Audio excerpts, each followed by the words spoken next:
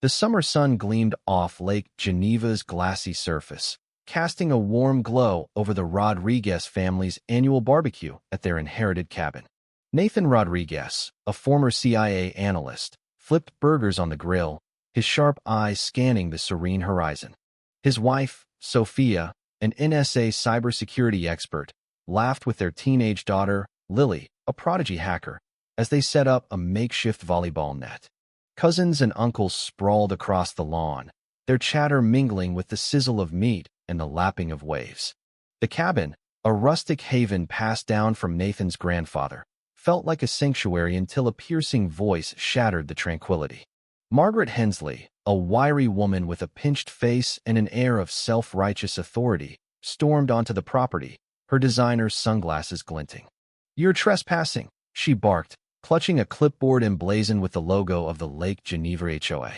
"This land is under our jurisdiction, and you're violating at least 6 bylaws." Nathan lowered the tongs, his training kicking in as he assessed her. Expensive watch, military-grade earpiece, and a faint tattoo peeking from her sleevey, a coiled serpent. Something was off. He raised his hands calmly. "Ma'am, this is private property. We've owned it for decades. Let's talk this out." Margaret's eyes narrowed, her tone dripping with venom. "Talk. With people like you."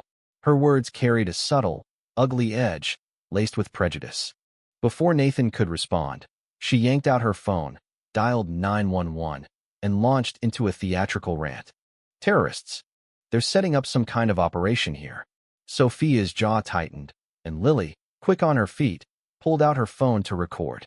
Margaret, undeterred, escalated.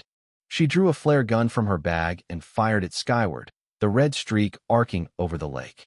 "That's a warning," she shrieked as the family dove for cover behind picnic tables. Lily's camera caught more than Margaret's outburst. The serpent tattoo, the earpiece's blinking light, and the way she moved calculated, almost trained. Nathan's mind raced. That tattoo wasn't just a fashion statement. It tied to the Serpent Network, a shadowy group he'd tracked during his CIA days. But why was a supposed HOA busybody wearing their mark? Before he could process, the distant hum of engines grew louder.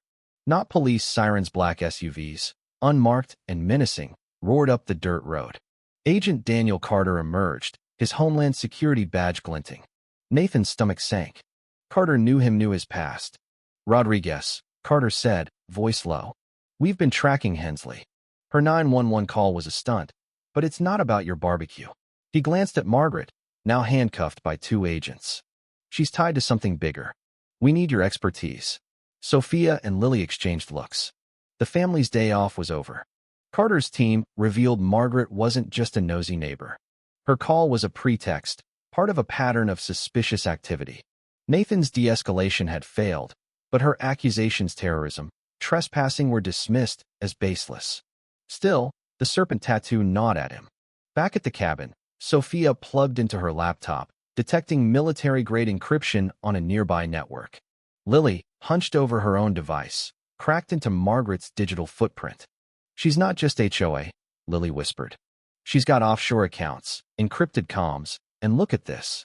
A grainy photo showed Margaret at a black-tie event with a man Nathan recognized, Senator Edward Caldwell. The name Serpent had surfaced in Nathan's Memoria code name from his CIA files, linked to a leader orchestrating assassinations and chaos. Could Margaret be her? The stakes spiked when Lily intercepted a message. Eagle 1. Bridge demolition. 72 hours. Eagle 1 was the president's code name. Nathan's blood ran cold. This wasn't about a cabin dispute. It was a national threat. Margaret didn't stop. She went live on Facebook, painting the Rodriguez family as dangerous radicals. By nightfall, a crowd of protesters, some genuine, others suspiciously coordinated, gathered outside the cabin, chanting slurs and waving signs. Local papers ran smear pieces, fed by Margaret's lies. Sophia traced the disinformation to bots and paid agitators, while Lily hacked deeper, uncovering a hidden server in Margaret's basement. It wasn't just a server, it was a command center, stocked with weapons, maps, and plans for a bridge explosion during the president's secret visit to Lake Geneva. The family dug deeper. Margaret's husband, Thomas, supposedly died in a car accident years ago, but Nathan's old CIA contacts hinted at a cover-up. Thomas had been a whistleblower, exposing Senator Caldwell's corruption. Caldwell, they learned, had orchestrated Thomas's death, locking him in a black site to silence him. Margaret, consumed by grief and rage, had built the Serpent Network for revenge, but she was a pawn in a larger game. Caldwell was the real puppet master, using her to destabilize the government. The clock was ticking 48 hours now. Margaret's disinformation campaign intensified, doxing Nathan's family, leaking their address, and inciting death threats. Nathan's past as a CIA analyst made him a prime target. Old enemies resurfaced, eager to settle scores. Lily's drones scouted the area, spotting mercenaries assembling near the bridge. A dead man's switch loomed if Margaret went down. Secondary targets would be hit. Nathan rallied the family and Carter's team. Sophia crippled Margaret's offshore accounts, freezing her funds.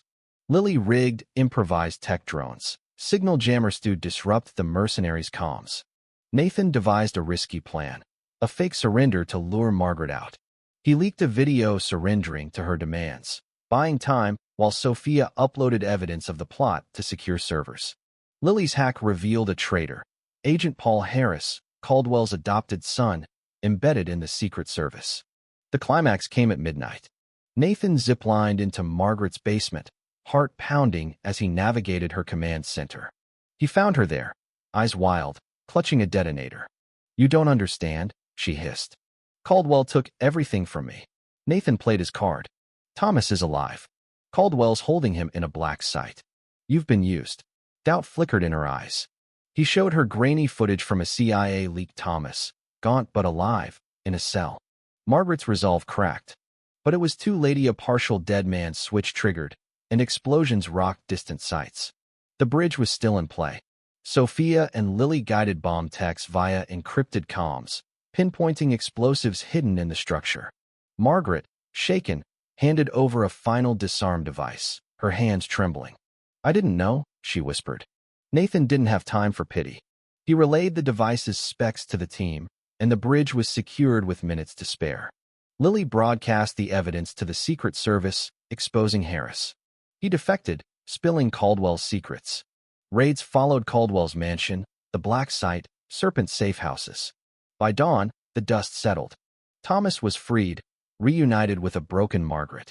Caldwell faced treason charges, and 23 Serpent operatives were arrested worldwide. At an HOA meeting, Margaret, now a shell of her former self, apologized publicly. She offered Nathan the HOA presidency, a hollow gesture he declined. She vanished into witness protection, her fate a whisper on the wind. 6 months later, the Rodriguez family gathered again at the cabin. Burgers sizzled, Lily spiked a volleyball, and Sophia smiled, her laptop finally closed. The cabin, now a historic site for its role in thwarting a national crisis, stood as a testament to their resilience. Nathan watched the lake, reflecting on the cost of truth. They'd faced a conspiracy, fought lies with love, and won not as spies or hackers, but as a family. The world didn't stop turning. Corruption still lurked, and new threats would rise. But for now, the Rodriguez family stood together, their bond unbreakable, proving that courage and unity could outshine even the darkest schemes.